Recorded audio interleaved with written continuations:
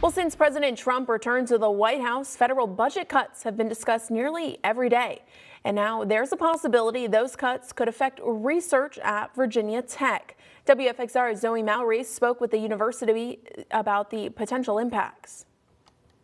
The National Institute of Health announced guidance for its 2024 grants in regards to what are known as indirect cost rates. The NIH says it awards grants for research purposes. Moving forward, all indirect costs will be capped at 15%. The NIH says they recognize organizations use these funds to cover overhead costs, but says in part, quote, the NIH is obligated to carefully steward grant awards to ensure taxpayer dollars are used in ways that benefit the American people and improve their quality of life.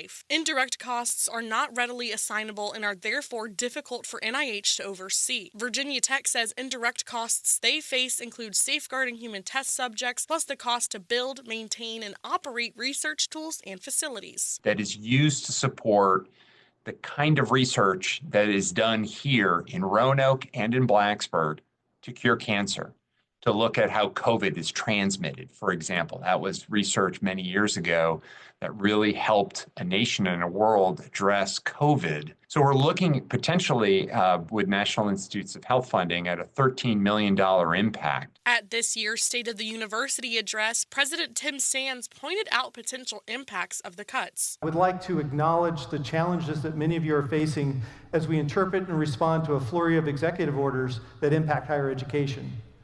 We will follow the law, but we'll do so once we fully understand the directives and the applications to Virginia Tech. We do not yet have many of those answers, but we are collecting information and providing guidance where we can. As of now, Ozarski says there will be no changes to graduate admissions due to these cuts. He says that due to the fluidity and newness of these cuts, it's hard to pinpoint exactly what research will be affected. Sands says as the university learns more, it will announce multiple town halls for community members to share their opinions on how the university can move forward.